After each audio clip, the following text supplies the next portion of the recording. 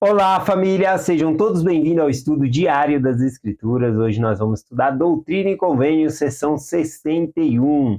Vou compartilhar o contexto histórico dela, tá bom? E depois a gente já entra aqui nos versículos, tá bom?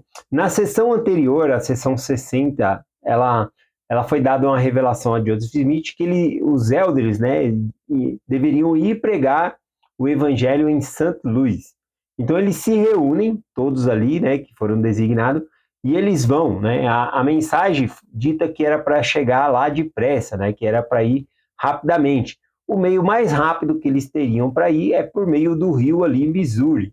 Só que o rio Missouri também ele era bem perigoso, né?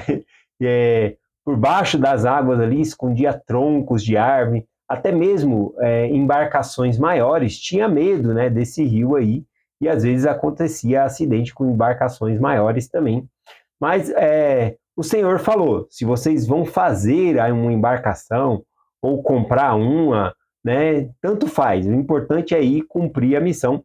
Então eles se reúnem e vai, né, até o rio Missouri, e eles decidem descer o rio ali de canoa, né?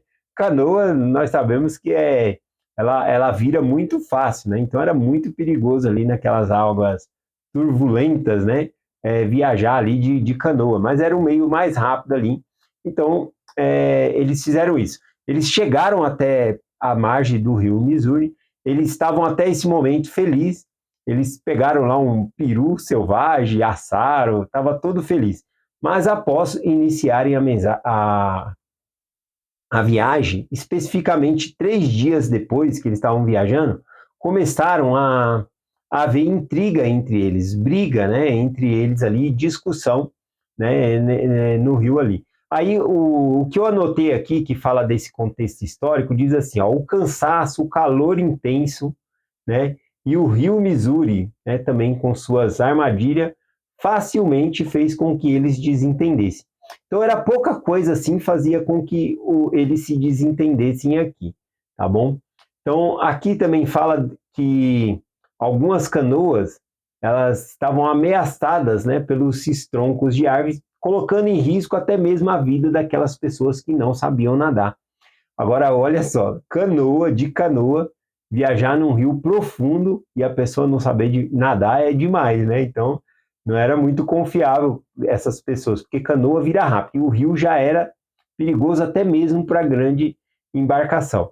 E aqui, um dos irmãos ali começou a, a fazer uma brincadeira, né, com o Oliver Calder, dizendo, é do jeito que ele rema, ele estava remando de um jeito engraçado, é o que ele não tinha tanta habilidade, aliás, ali para remar, né? E aí, então, isso a princípio era uma brincadeira, mas depois virou sarcasmo, né? Ficou feio ali, pegando no pé, né? Começou a virar uma zoação mesmo, até que ao ponto, né, de Oliver Cowdery pegar e dizer, olha, se vocês não pararem com isso, com essas discussão, né, vai acontecer um acidente sério, né?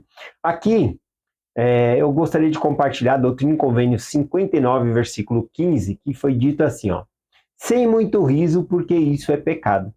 Então, aqui eu acho que uma brincadeirinha, mas se a pessoa não gostou, para, né? Não tem que continuar.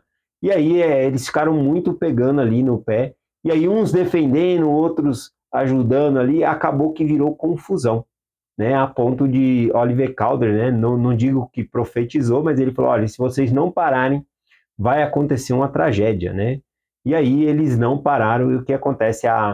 A canoa, né, de Joseph Smith e de Sig Higdon, acho que era Sid Gilbert, né, que eu acho que estava junto ali, acabou travando ali em alguns troncos que estavam por baixo da água, quase a canoa vira de alguns elders ali, então eles saem, né, do rio ali, e aí eu vou ler esse ponto aqui da história aqui, ó. Depois de voltarem em segurança para a margem do rio, as brigas continuaram, embora certamente o próprio Ezarbuk, esse Ezarbuk aqui era o terrível, viu? Ele que causava muita confusão aqui, ó. Embora Ezarbuk causasse muita contenda, ele tinha pouca tolerância quando outros faziam, tá vendo? Ele causava muita confusão, mas quando era outra pessoa ele já ficava sem paciência, né? Mais tarde, né, esse Ezra Book, ele comentou com sarcasmo: esses são os líderes da igreja única na Terra que o Senhor aprova? Né? Então, muitas vezes ele criticava Joseph Smith ali. Inclusive, quando eles saíram do rio e estavam deliberando o assunto sobre se eles iriam continuar navegar pelo rio, né? Muitos desses começaram, você é covarde, né? Vocês são covardes, vocês não querem enfrentar. Mas alguns não tinham habilidade realmente para navegar, como o Oliver Cowdery ali, no jeito que ele pegava o remo e fazia, né? Não era uma pessoa habilidosa, era perigoso. E conforme nós vimos, algumas dessas pessoas nem sabiam nadar. Então tornou-se muito perigoso ali. E nesse meio aqui, né, quando eles conseguem acalmar os ânimos aqui, o Senhor então vem e traz uma revelação, que é a revelação 61 de Doutrina e Convênio, dentro desse contexto histórico. Então a gente vai começar lendo o versículo 1 aqui, vamos ver até onde a gente chega. O versículo 1 e o 2 diz assim, ó: Vede e escutai a voz daquele que tem todo o poder, que é de eternidade em eternidade, sim, o Alfa e o Ômega, o princípio e o fim. Eis que, em verdade, assim diz o Senhor, o élderes da minha igreja, que estáis reunidos neste lugar e cujos pecados vos são agora perdoados. Pois eis que eu, o Senhor, perdoo pecados e sou misericordioso com aqueles que confessam seus pecados com o coração humilde. Aqui o pecado que o Senhor está perdoando deles é justamente aquelas confusão que eles estavam fazendo. Ou, conforme foi dito em Doutrina e Convênio 59, né? Muito riso é pecado no sentido de virar escárnio, né? No sentido de escandalizar. Né? Conforme o próprio Salvador Jesus Cristo falou, mister, né, que vai haver escândalo, até mesmo dentro da igreja. Mas ai de quem por meio o escândalo vem.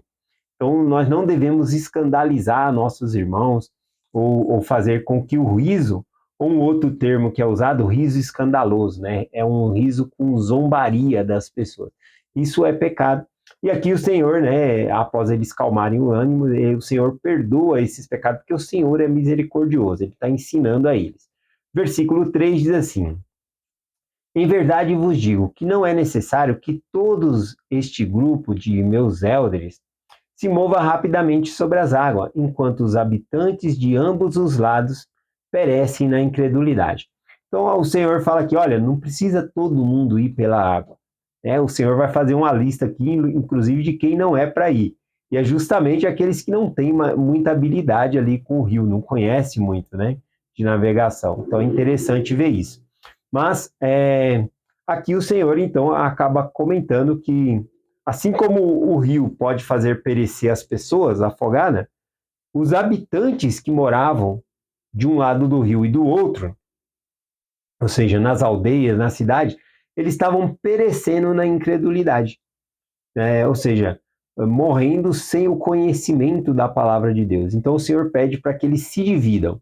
Um vai pelo um lado do rio, outro vai pelo outro lado do rio, outros vão de canoa mesmo, né, para chegar mais rápido lá em Santo Luís, começarem pregação do evangelho lá. Então, o Senhor pede para ir por todos os lados, né? Isso é uma maneira melhor. Um exemplo que eu tenho é um poste, né? Dois postes de luz, eles devem ficar no mesmo lugar? Não, porque vai clarear o mesmo lugar. Então, os postes de luz devem estar separados, de maneira que uma área maior possa ser coberta com luz. Então, a mesma coisa. Se todos eles fossem pelo rio, os vizinhanças do rio ali, eles não ouviriam, né, a palavra de Deus. Então, era para um ir por um lado, outro pelo outro, e lá no final eles se encontrariam. Tá bom? Então, o Senhor fala um pouco disso aqui. Versículo 4 em diante aqui diz: Contudo, permito que para que possais testificar, eis que há muitos perigos sobre as águas, e mais especificamente daqui para frente. Então, o ponto que eles pararam ali já era perigoso demais, e mais para frente ia ficar mais perigoso ainda. Então, tudo isso aconteceu já para o Senhor fazer essa divisão e ajudar a compartilhar o evangelho. E quem tivesse mais habilidade, então, poderia seguir pelo rio ali, né? Então, essa é uma viagem que não vai perder nenhuma vida, né? Nenhum deles vão morrer. Porque eu, o Senhor, em minha ira, decretei muitas destruição sobre as águas, sim, especialmente sobre essas águas. Contudo, toda a carne está em minhas mãos, e o que eu decretei a vós, e o que eu e o que dentre vós for fiel, não perecerá por meio das águas. Então, por mais que as águas sejam perigosas, né, toda a carne está na mão de Deus. É Deus que nos protege. Vamos lá, o versículo 9 aqui e o 10. Diz assim: Mas agora, em verdade, eu digo, é minha vontade que partais, portanto, que meus servos, C.D. Gilbert, William W. Phelps, tomem seus antigos companheiros e viajem rapidamente para que cumpra a missão. Pela fé vencerão. E se forem fiéis, serão preservados. E eu, o Senhor, estarei com eles. Então, aqui o Senhor voltou algumas duplas missionárias para cumprir essas missões aqui. E aqui o Senhor falou, e eu estarei, se eles forem fiéis, eu estarei com eles. Gente, a melhor coisa é a presença de Deus na nossa vida. Se o Senhor ficar ausente, já dá tudo errado, tá bom? Esse aqui me fez lembrar lá Êxodo capítulo 33, o versículo 15, na qual Moisés, ele fala ao Senhor, quando o Senhor ia mandar um anjo, né, para acompanhar Moisés ali e o povo de Israel. Então, lá em Êxodo 33, versículo 15, Moisés fala o seguinte, né, para o Senhor. Então disse-lhe, se a tua presença não for conosco, não nos faça subir daqui. Moisés, ele conhecia o que era a presença de Deus. Ele falou, sem a sua presença, nem nos faça sair daqui, Senhor. Então, nós devemos fazer assim, sempre ter a presença do Senhor. Vamos lá. Conforme eu falei, essas mensagens, ela dá um tom de viagem. Sempre vai ter viagem. E aqui é um simbolismo da nossa viagem para voltar à presença de Deus. E então aqui o Senhor vai falar de algumas bagagens que eles deveriam levar, que são as coisas mais essenciais, tá bom? Então aqui fala o seguinte sobre isso. Eu vou fazer uma analogia, inclusive, né? O versículo 11 e 12. E os demais levem poucas roupas que necessitarem. E que meu servo C.D. Gilbert leve consigo o que não for indispensável conforme determinado. Eu quero fazer uma aplicação aqui. Se você fosse fazer uma viagem, o que é indispensável? O que você não pode deixar de levar? Né? Eu, por exemplo, não sou muito de viajar, mas quando eu vou aqui na praia eu já acho que é uma viagem. E algo indispensável para mim é o GPS, porque eu me perco todo nessas ruas, então eu preciso do GPS, senão eu não consigo chegar. E na viagem da nossa vida para voltar ao Reino Celestial, o que é o mais importante? O que é o nosso GPS? Tá bom? Nós podemos responder as escrituras, várias coisas, né? Mas eu gostaria de falar da nossa jornada aqui na Terra. Então, quando nós vamos à igreja, o que é indispensável nós levarmos? O que é indispensável nós trazermos da igreja para nossa casa? Ou melhor, quando nós vamos ao templo, o que é indispensável você levar ao templo para que você possa entrar? E o que é indispensável você trazer do templo, né, para dentro do seu lar? Então, que nós possamos, quem quiser responder nos comentários, fica à vontade aí. O que é indispensável, né, nessa nossa jornada aqui? Continuando aqui, versículo 13 em diante, o Senhor vai falar o seguinte: E agora eis que, para o vosso bem, vos dei um mandamento, certamente que essas coisas eu, o Senhor, arrazoarei convosco como com os homens na antiguidade. O Senhor vai falar aqui dos perigos das águas, tá bom? E aí ele vai falar, quando ele fala arrazoar conosco, né, como na antiguidade, é falar como um amigo fala outro para que nós possamos entender. E aí ele diz assim: Eis que eu, Senhor, no princípio, abençoei as águas, e nos últimos dias, porém, pela boca de meu servo João, amaldiçoei as águas.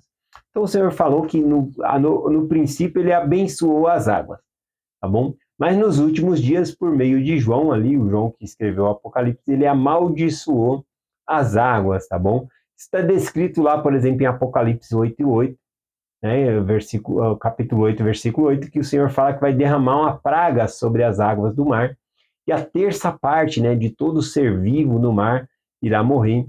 Nós temos em Doutrina e Convênio, seção 88, versículo 90, falando das águas arremessarem além dos seus limites. Outras profecias, né, que dizendo que a natureza vai prestar testemunho para as nações se arrependerem, né, as águas lançando-se além dos limites, trovões, tempestades. Então essa é a maldição que o Senhor tem falado aqui, tá bom? Continuando aqui, o versículo 16, né? Diz assim: dias virão em que se dirá que ninguém poderá subir à terra de Sião sobre as águas, a não ser o que for reto de coração. Então, apesar de falar aqui, né, que as águas são perigosas, né, e que vai ter momento em que nenhuma carne estará segura sobre as águas, o Senhor fala que aquele que tiver um coração reto, ele vai ser protegido por Deus aqui. Então, toda a carne, como diz o versículo 6, está na mão do Senhor. É Deus que nos protege. Continuando aqui, ó. Como eu, o Senhor, no princípio amaldiçoei a terra, assim nos últimos dias abençoei-a, em um tempo para o uso dos meus santos, a fim de partirem sua gordura. E agora vos dou um mandamento.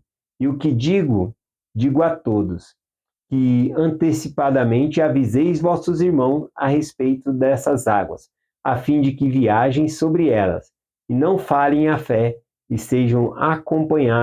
não sejam apanhados em armadilhas, as próprias armadilhas do rio ali. Ele está falando, vocês que estão sabendo, que eu estou avisando, e já conhecem por experiência o rio, avise os demais irmãos que forem vir, que essas águas são perigosas, né? Avisar ali, alertar sobre os perigos das águas. Bom, eu vou ler aqui mais alguns versículos, tá bom? Aqui, o que aconteceu? O William W. Phelps, ele, olhando ali o rio, né, Missouri, ele viu o destruidor movendo-se por cima das águas. Outras pessoas que estavam junto com o William W. Phelps, eles ouviram algo passando, né, por cima das águas ali e testemunharam sobre o que ouviram. Porém, só William W. Phelps viu, ele viu o destruidor na plena luz do dia, movendo-se sobre as águas ali, tá bom? E aí, veja só que interessante esses versículos aqui. Doutrina e Convênio 61, do versículo 19 em diante aqui. E eu, Senhor, decretei que o destruidor move-se sobre a sua superfície, e não revogo o decreto. E eu, Senhor, estava irado convosco ontem, mas hoje a minha ira desviou-se. Aqui a questão é que antes o Senhor estava bravo com eles, porque eles estavam brigando sobre as águas, né? E caçoando um do outro, zoando, né?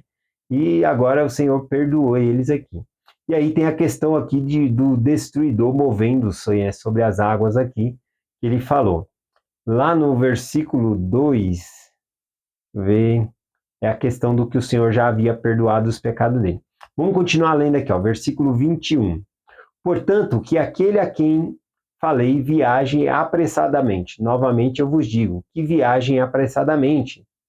E depois de pouco tempo, não me importo como viaje, se por água ou por terra, desde que cumpra a missão, e que faça de acordo com o que lhe for revelado, segundo o seu parecer daqui em diante. O Senhor já tinha falado antes, né? Se vocês vão construir uma embarcação ou comprar uma, né? Pouco me importa, cumpra a missão.